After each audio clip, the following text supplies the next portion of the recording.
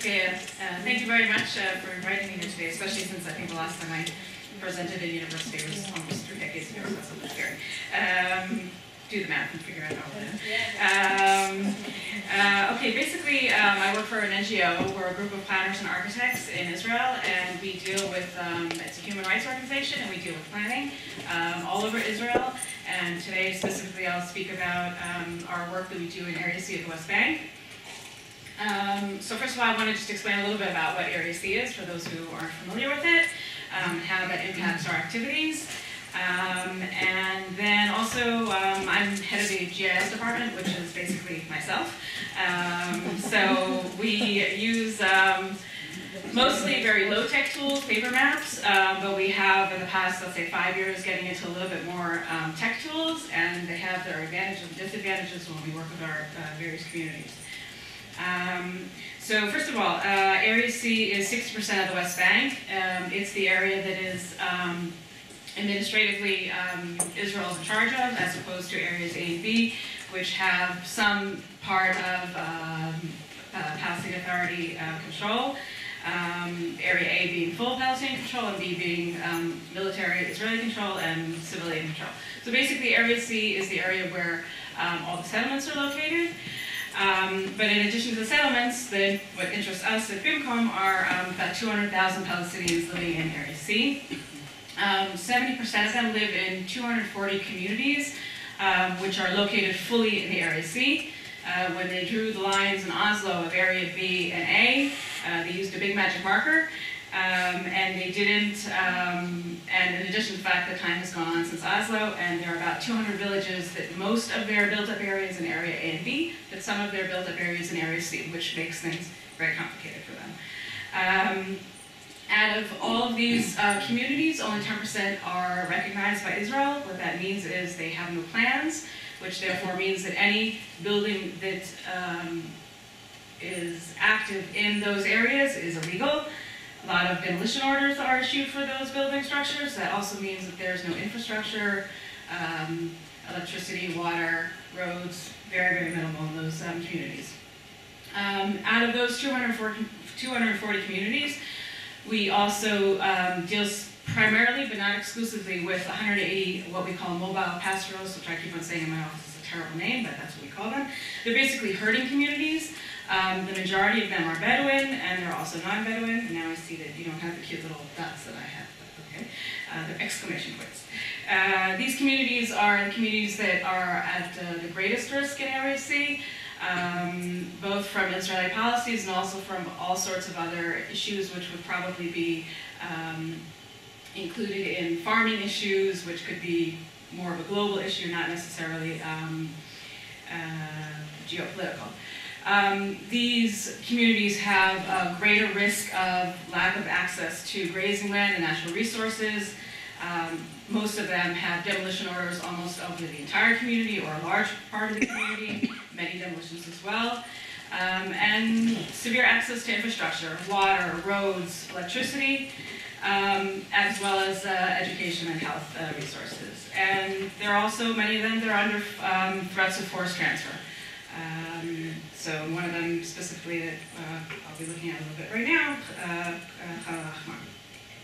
what we do at BIMCOM is we work with these communities on a real day-to-day basis. We get to know them, we develop trust, we educate them on what planning means to them, how we can assist them when they have demolition orders, how we can assist them when perhaps drawing an alternative plan, opposing Israeli plans for whether it's a settlement or whether it's a trash dump next to their community. So we represent them, and we develop workshops on planning, trying to help them express what they want for their community in a quote-unquote planning framework. The technological tools that we use to work with these communities and to present their issues to the public at large is some GPS issues, which we've run into Big Brother problems with the communities, but they've been very, very helpful when we have used them. Tried to develop an application that would help us map communities. That was not very successful. And pretty much our bread and butter is basically developing alternative plans, working with communities to develop an alternative plan, and that's just real, using a paper map, transferring it into GIS data.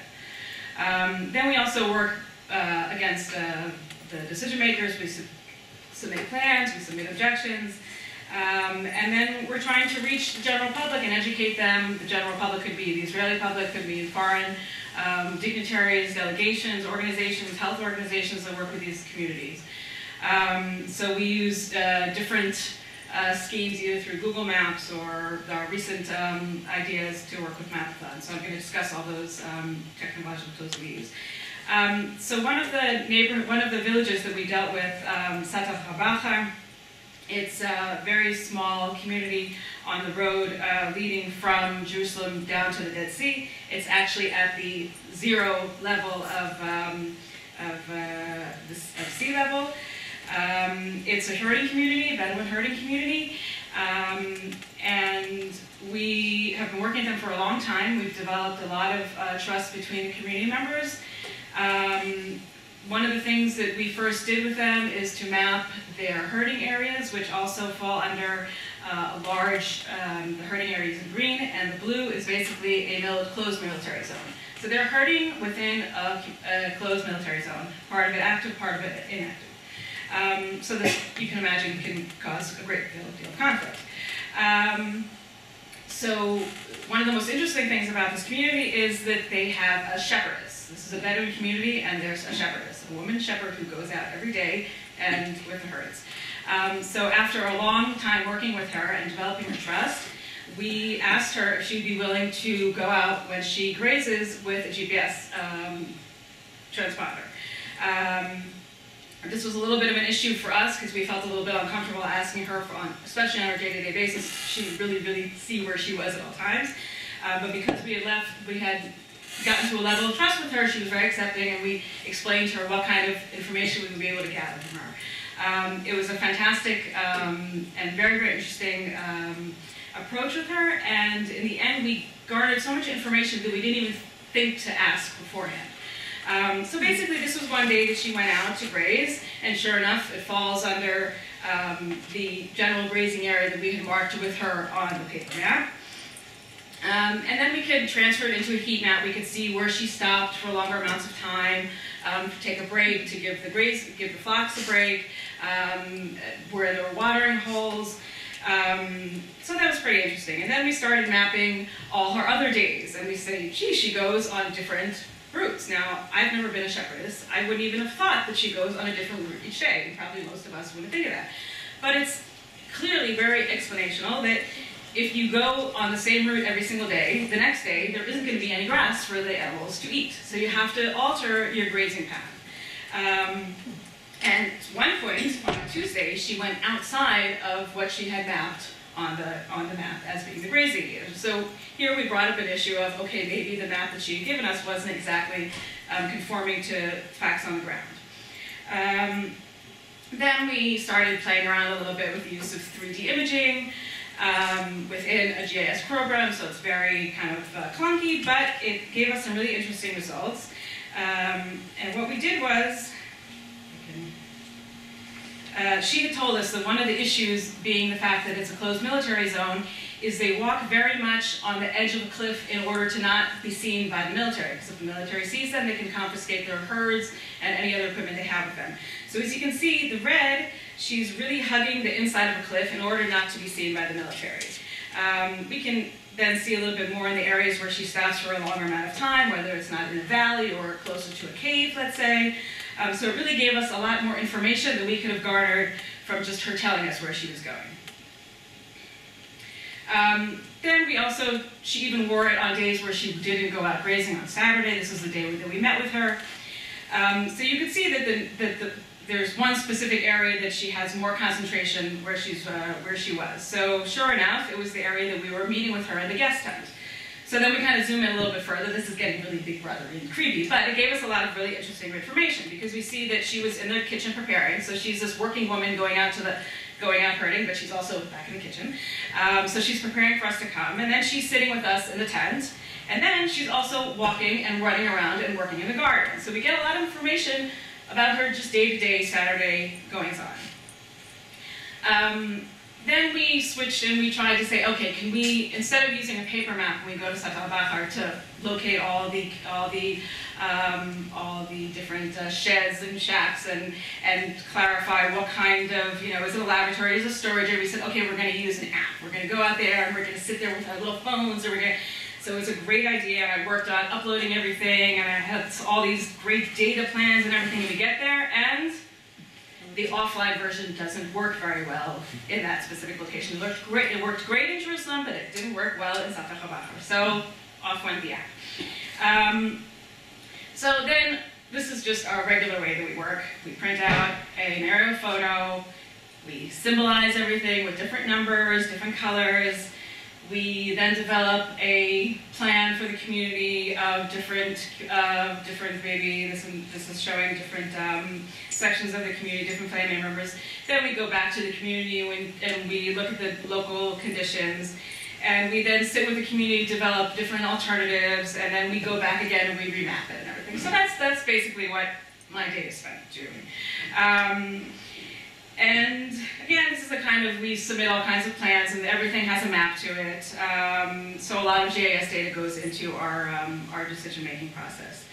But then we said we want to get into this tech stuff. So we decided we work on some story maps. Maybe we'll reach the general audience, the Israeli general audience, maybe even we'll get the municipal to look a little bit more into public spaces in East Jerusalem. So I know I'm jumping from Area C to East Jerusalem, but this is a little bit of an interesting public spaces. We identified all the public spaces that were open for development for schools. Basically, the land appropriation was there. They're already zoned for public spaces, but there's no school there. So we identified this. This was something that probably the municipality could have done on their own, but they didn't really get a chance to do it. So we basically have a whole, every community has a different page. You can zoom in, identify an area, click on it, get information as to whether or not there's access to the land use, what's there, is it built upon, is it privately owned. So that was a little foray into story maps. The next thing that was really led into something else, into our Mapathons, was getting all these 240 communities on Google Maps. Until 2016, none of them were on there. They basically fell through the cracks because Israel is in charge and the Palestinian Authority made sure that everything was in Area B and A was on Google Maps, but Area C was not. So basically this is Khan al-Ahmar before. There's absolutely nothing there except for, in this area, except for the settlements. And then afterwards we worked with Google for about over a year to get all the 240 communities now on Google Maps. So now you can search for Khan al-Ahmar. Not only can you search there, they also have been developing buildings and roads. So you kind of can see a little bit of the buildings that they've been putting in. And sure enough, because it's searchable, there's also pictures there. So then once we started working with Google, we said, okay, if Google isn't going to put up these communities, and even if they do, we want to have a more community activist, a more bottom-up approach to mapping. So we started to work with Mapathons and OpenStreetMap, which is basically the Wikipedia of maps. So we started across the pond in San Jose University. We mapped Khan al-Ahmar, and this was Khan al-Ahmar beforehand with just a little bit of polygons, and then we mapped every single building, and then it was continued because it's open source. People continue to add things. Then the first Mapathon that we did in Israel was with our staff. This was the area north of Jerusalem before, and then you can see afterwards that we added, it's small, but you can see that there are different Bedouin communities that we added along the way. Then we started reaching out to different organizations and to communities. We did a Mapathon with Comet, which is an organization that provides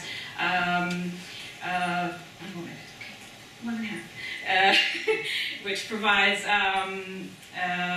both solar panels and water filtration. So we had a Mapathon with their staff members, which are also community members in South Hebron Hills. So they have a unique advantage that they both have local expertise and an expertise of solar panels. So when they were entering information on what solar panels are where, they were giving very, very technical specifications of solar panels, which I don't think probably exists anywhere on OpenStreetMaps except for in South Upland Hills. We developed a Mapathon guide so that people could afterwards map on their own, map other places, map around the world, map other communities in Area C. And then we had a Mapathon with community members in Djibouti. We actually had it with women, because the women there are incredibly, incredibly resourceful. This was a community that up until a few years ago had no access to electricity. They now have a solar panel field due to Comet. And we had a Mapathon with them. It was total women power. All the women there were incredibly excited about this prospect of mapping their community, finally getting it on the map. Of course, we had technical problems. There was only enough Wi-Fi for one computer, so everybody kind of crowded around the one computer and took time to map their house, their clinic, their bookstore, and of course the whole time I'm biting my nails because I know that we don't have good Wi-Fi connectivity and all this work is going to be for naught and they're going to just, it's all going to go to the wasteland. So in the end, I was petrified and I wasn't going to tell them the whole time we didn't have Wi-Fi connectivity. It worked. We saw the mapping on OpenStreetMaps. They saw that their community was online. So Djibouti went from this to this. This, I don't know if you can see it in the pictures, the difference between mapping with women and mapping with men. It was really exciting to be with the women. They really took guts out into it. And I think it had a lot to do both with the fact that they're women and both the fact that they're residents. They really felt like they owned their community, they mapped it, and they are now part of the worldwide web maps. Thank you.